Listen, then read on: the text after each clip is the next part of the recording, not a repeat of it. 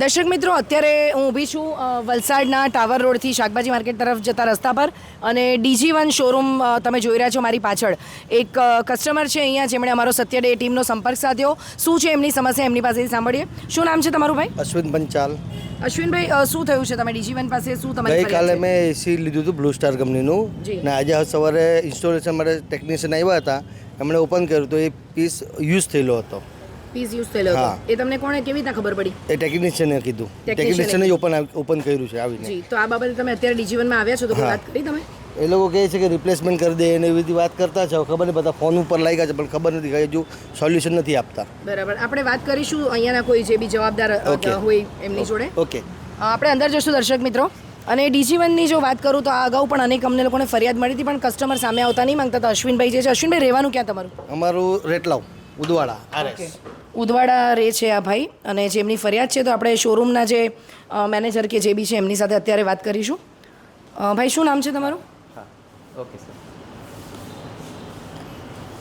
દેવાંગ નામ છે મારું. દેવાંગભાઈ, જે અશ્વિનભાઈ છે કસ્ટમર છે ઉદવાડાથી આવ્યા છે અને એમણે જણાવ્યું કે જે રીતના એસી આવી રીતના આવ્યું છે, શું કહેશો તમે? મેં તો એમને એ જ કીધું છે કે તમને રિટર્ન પણ થઈ જશે, ચેન્જ કરવું હશે ચેન્જ પણ થઈ જશે અને પેમેન્ટ રિફંડ જોઈએ છે તો રિફંડ બી થઈ જશે.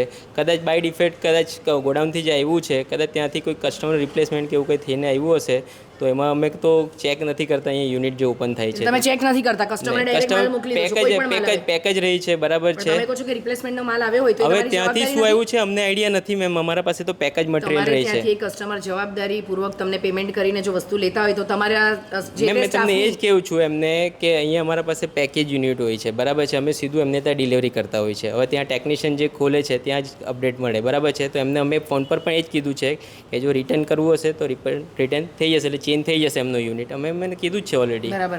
આ અગાઉ પણ અનેક વખત DG1 માંથી ફરિયાદો આવી હતી કે સેકન્ડનો સામાન આપવામાં આવે છે. શું કહેશો? આપણે સેકન્ડનો કોઈ સામાન વેચતા જ નથી મેમ. આપણે ફ્રેશ જ પીસ વેચે છે. આ સેકન્ડનો સામાન નથી મેમ. એમની તો કદાચ ફિટિંગ થયું હશે, બરાબર છે. કોઈ કસ્ટમર ના ના કોઈ કસ્ટમર તો ફિટિંગ થયું હશે કે હવે આઈડિયા નથી અમને પણ શું છે તે. માલ તમે બીજા કસ્ટમરને કેવી રીતે આપી શકો? અમે એમને આપ્યું જ નથી મેમ. હવે કદાચ બાય તમે જાતે લઈ આવ્યા હતા?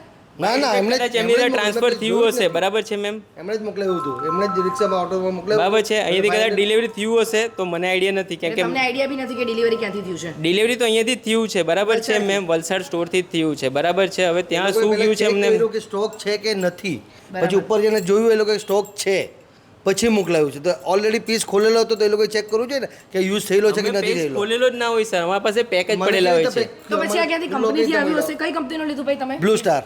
તો આ બ્લુ સ્ટાર કંપનીથી આવ્યું હશે આવું મશીન? હા, બ્લુ સ્ટારથી આવ્યું હશે. હવે ગોડાઉનથી મેમ આવે, બરાબર છે. અમને આઈડિયા નથી શું છે તે, બરાબર છે. એક્ઝેક્ટલી.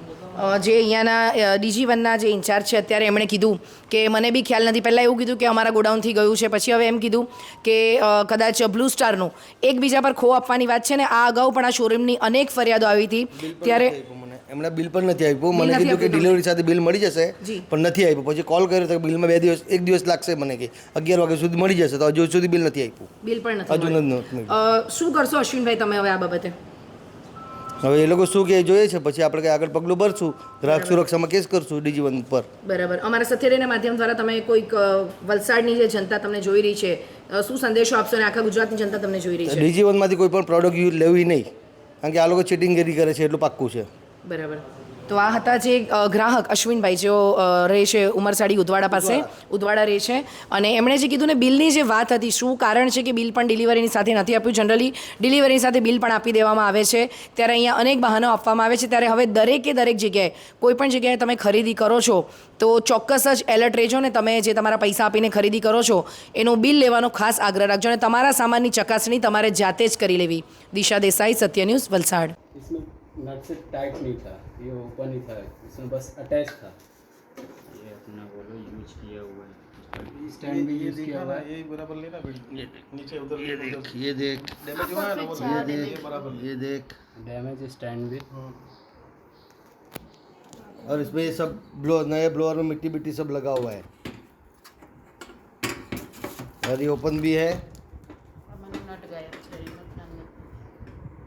और ये आया खुर्शीद भाई कंपनी से फिटिंग करने के लिए। खुर्शीद भाई खोला पुराना है ना, नया नहीं है ना? नहीं ओके। अपना ये यूज किया हुआ है, मतलब कहीं से स्टैंड लगा हुआ था ये, हाँ। वहाँ पे कुछ लोचा हुआ होगा, वो निकाल के फिर से पैक कर दिया गया है उसका।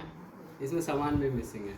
और इसमें फ्लेयर नट भी नहीं है अपना। इसका जो प्रेशर रहता है इसमें प्रेशर भी नहीं है अपना, नट ही नहीं है तो प्रेशर कहाँ से रहेगा अपना। अपना इसमें से भी नट निकाला हुआ है ये अपना, स्क्रू इसका स्पीड इसमें फाड़ा हुआ है ये सब। આ વિડીયો આપણે બ્લુ સ્ટારનું એસી લીધું હતું DG1માંથી। આ રિમોટ બી આખું ફોડેલું આવેલું છે। આ એમાં બી ક્લેમ બી અંદર બધું ફિટિંગ થયેલું આવેલું છે। અહીંયા ટાઇલ્સ ને બધું નવું પેટી પેક કરીને મને આપ્યું છે એ લોકોએ DG1માંથી। આ બધું ફિટિંગ થયેલું છે વસ્તુ જો આ બોક્સ બી સીલ પેક નથી। આ બધું ધૂળ ધૂળવાળું છે આખું બરાબર। આ જો અંદરની એ નટ આવે એ નટ બી નથી। આ બધું યુઝ થયેલું જ આવ્યું છે। આ એ નટ આવે તે અત્યારે જ આપણે જે વાત કરીને મેં જે કન્ક્લુઝન આપ્યું એ પછી વાત કરી અહીંયા જે કસ્ટમર જોડે ને અત્યારે મુંબઈ એમની જે હેડ ઓફિસ છે DG1ની જે દેવાંગભાઈ છે એમણે કોઈકની જોડે વાત કરી અને ફોન પર કોઈ વિજયભાઈ કરીને હતા। એકદમ જ અપમાનભરી ભાષામાં એમણે મારી જોડે વાત કરી છે કે મેડમ તમે કોણ છો, કયા મીડિયાથી છો। એમણે સીધું એમ જ કીધું કે તમારી પાસે બીજું કોઈ કામ નથી। કામ છે અમારી પાસે। સત્યની ટીમ હંમેશા સત્યને સાથે લઈને ચાલે છે। જ્યાં પ્રજાની તકલીફ હશે ત્યાં અમે ઓલવેઝ આગળ રહીશું। અને એમણે કીધું કે તમે જ્યાં બી છો બરાબર, તમે મેં કીધું તમે મુંબઈથી અહીંયા આવી જાઓ। સીધું મને એમ કીધું કે તમારે મીડિયા પાસે કોઈ બીજું કામ જ નથી। એટલે એ લોકો ભલે લોકોને છેતરતા રહે પણ મીડિયાએ પણ અવાજ આમાં નહીં ઉઠાવવાનો, એવું વિજયભાઈ જેમણે મુંબઈથી ફોન કર્યો અને અપમાનભરી ભાષામાં અને કદાચ હું એમ કહું કે ધમકીભરી ભાષામાં એમણે મારી સાથે વાત કરી છે।